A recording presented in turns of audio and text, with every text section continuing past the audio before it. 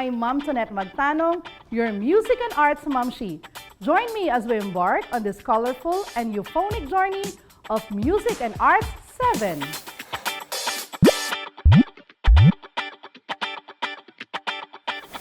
Our task today is to analyze the vocal and instrumental music of the Lowlands of Luzon.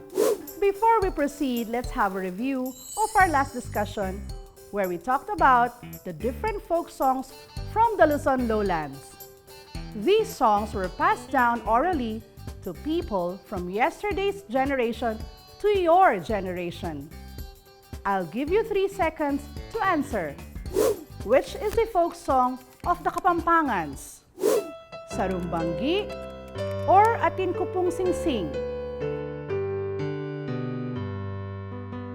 If your answer is Atin Ko Pong Singsing, then you are right. Which is a folk song of the Ilocanos? Pamulinawen or Sarumbanggi? If you answered Pamulinawen, then you are right. Which is a folk song of the Bicolanos? Magtanimay di biro or Sarumbanggi? If you answered Sarumbanggi, then you are correct.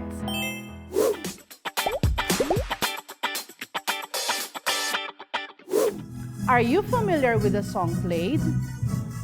Yes, that is Bahay Kubo, a folk song here in the Philippines, specifically here in Luzon. How about the instrument played? If you answered Rondalla, that is correct. A rondalla is an ensemble of string instruments here in the Philippines and is sometimes called the Filipino string band. Later, you will hear different folk songs sung using the rondalla. So, what are you waiting for? Get your pen, self-learning module, and your answer sheets. Let's go and learn! Now, let's begin our lesson. Are you familiar with this image? What is it? How important is this to you? What are its benefits to you as a learner? You are very lucky because you belong to a generation in which technologies and materials for learning and enjoyment are available. All kinds of information are just on your fingertips and just a snap away. But during the time of our grandparents, it was very different. There was no internet to provide them with various videos for their entertainment or education. Music is undeniably a big part of our history and culture. Most Filipinos know how to sing or play an instrument, even though they never had any form of formal training. However, there was one instrumental ensemble that provided our grandparents with the music needed for their celebrations, the Rondalla. This group is composed of musicians who are capable of playing an instrument without formal music lessons. The Rondalla is an instrumental group that is made up of string instruments and is sometimes called the Filipino String Band. Although this ensemble is very much associated with Filipino culture, historians claim that it originated from Spain. Later, the Filipinos modified the instruments to fit their culture. But how did the rondalla get its name? According to Dr. Antonio Molina, a national artist for music, the rondalla started as a very informal group of music-loving Filipinos. During the Spanish occupation, the governors asked civilians to guard and go around the mansions at night. This is called ronda, or to make rounds. The civilians became bored with this daily routine and decided to make music using guitars and bandurias while making their rounds.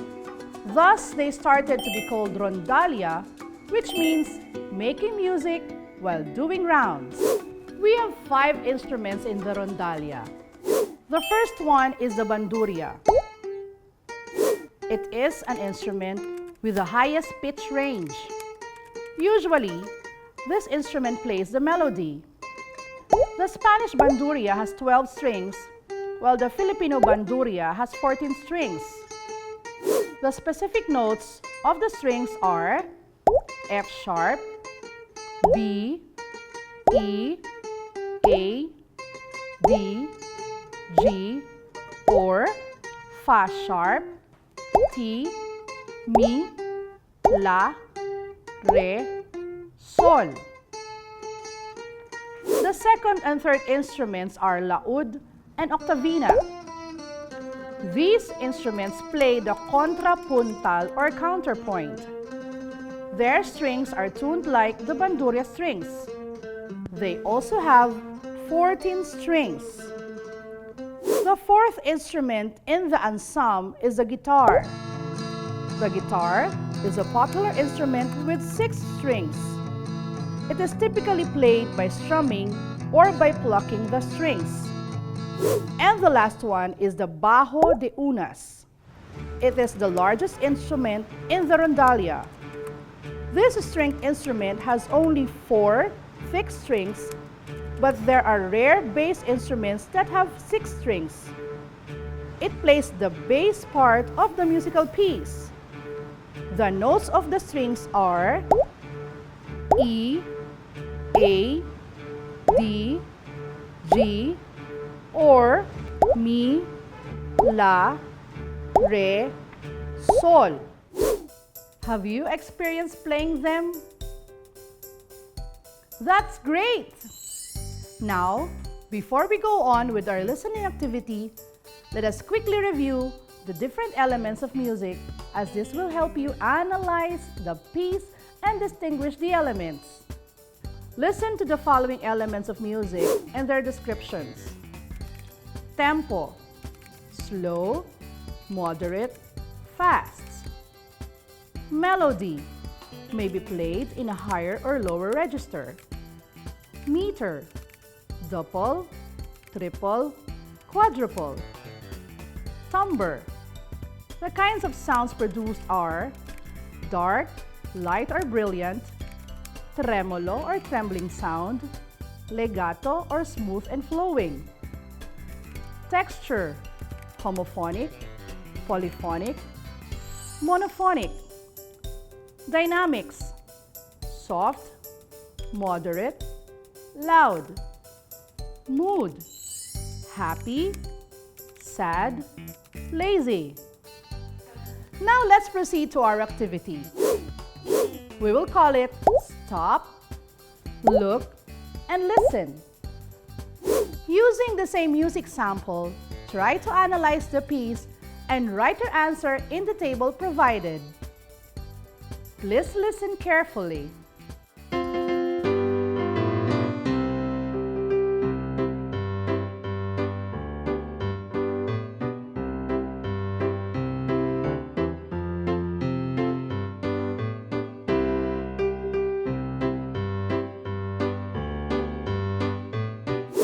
What do you think is the tempo of this song?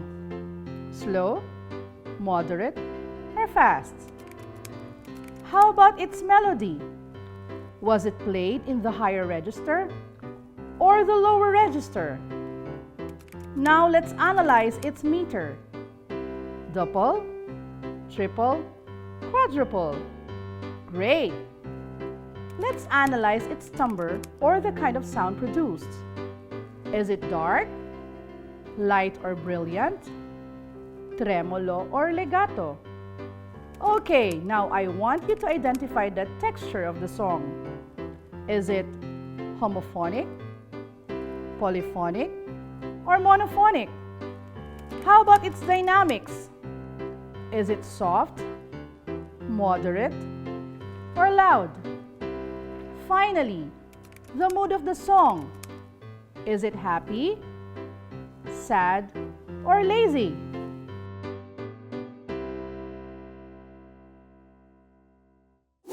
Have you completed the table? If yes, that was great. But if not, there's still more room for practice. After you accomplish a table, try to answer the questions on your self-learning module on page 11. I hope that through today's lesson, you were able to appreciate the folk songs and the music created by the Rondalla. That's it for our Music 7 class. From exercising your ears with music, let's now play with your eyes and explore more of the architecture and sculptures of Luzon in our art lesson.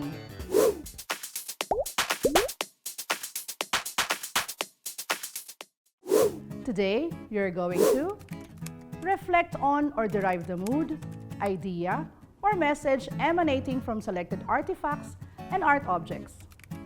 Appreciate the artifacts and art objects in terms of their uses and their distinct use of art elements and principles. The sculptures and architectures of Luzon show many aspects of the people's culture, tradition, and history, which were handed down from generation to generation. This episode will guide you in identifying their characteristics. Today we're going on a trip to Luzon, and I will be your tour guide. Are you ready? Let's go! Welcome to the DepEd TV Bus Company.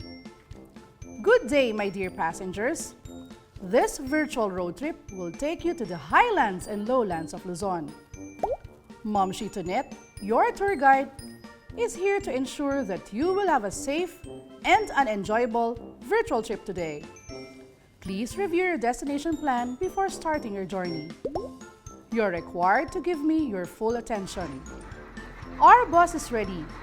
Again, try to follow the destination plan, which will lead us to different places where you can find some iconic landmarks and objects. Enjoy our virtual trip. Our first stop is Paete in Laguna.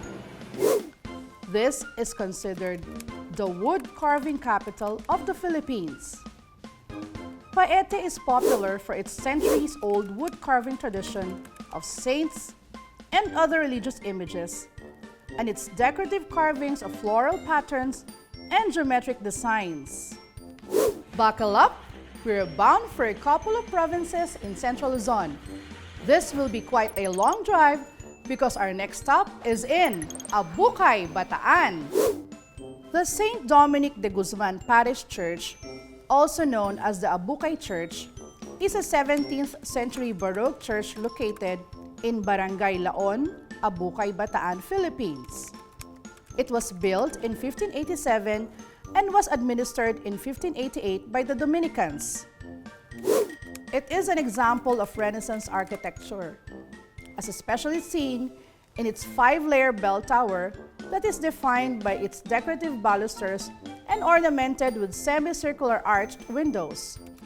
It has single or coupled Doric columns, 2 saint niches in the main portal, and 1 in the center. Our next stop, Zambales.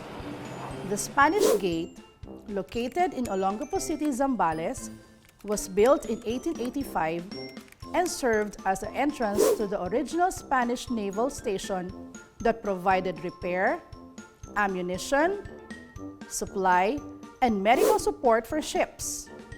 It has high walls made from locally quarried stone that are connected to the south gate that face the waterfront.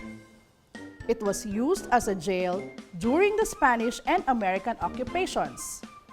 I would really want to go there after the pandemic because I want to see the beauty of it in person.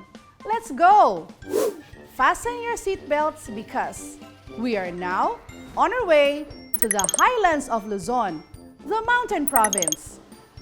It is where the Ifugaos are known for their bulul.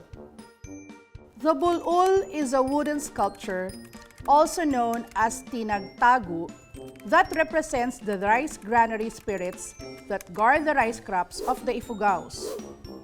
It is a carved wooden human figure with simplified forms made from a nara tree, which signifies wealth, happiness, and well-being to the Ifugaos.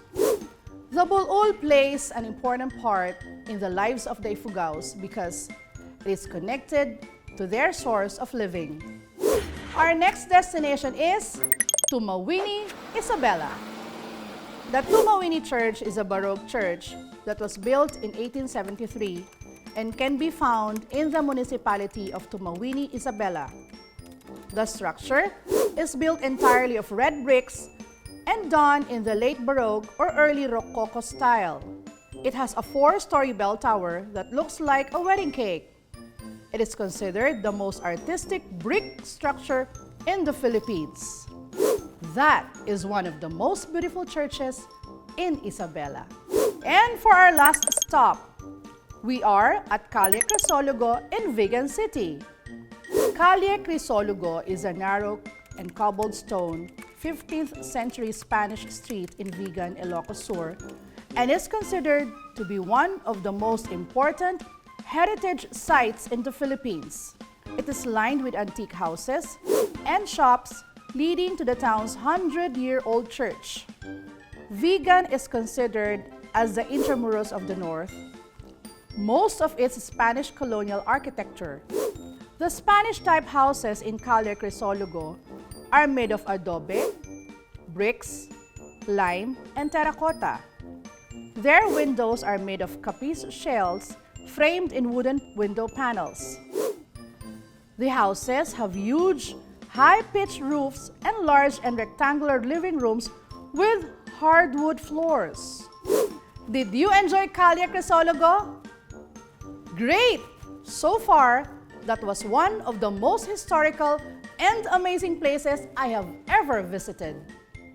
Congratulations! We have reached all our destinations. What a great travel and learning experience! Did you enjoy the trip? Yay! That was great!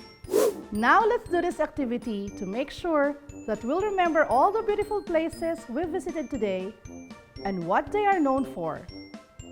You only have to write the name of the church, its place of origin, characteristics and design, and the internal or indigenous or external or foreign influences. This is one example. The church name is Tumawini Church. It is found in Tumawini, Isabela. Its structure was built entirely of red bricks, and it has a 4-story bell tower that looks like a wedding cake. Its architecture is influenced by the late Baroque or early Rococo style. Now it's time for you to do the task.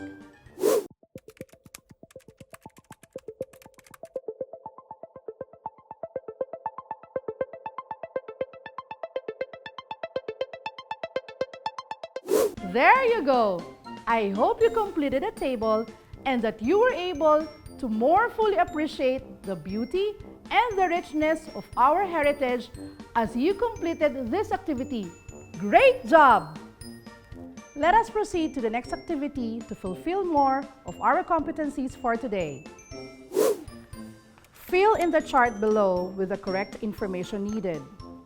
Derive the mood, idea, message emanating from selected artifacts and art objects. In the last column, write a reflection on the mood, idea, and message you derive from the artifacts and art objects. Accomplish this activity in your answer sheets. Let us analyze again this art or sculpture. First, what is the mood of this sculpture, and what mood do you feel when you looked at it? Second, what is the idea of the art? Third, what is the message that you derived from it? And lastly, give us your reflection on this sculpture.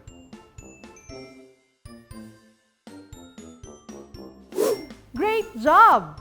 You were able to accomplish the chart. And that's it, my dear students. I hope you enjoyed and learned something today. This has been your Music and Arts Mamshi, Ma'am Tonet Magtanong. See you again here on DepEd TV.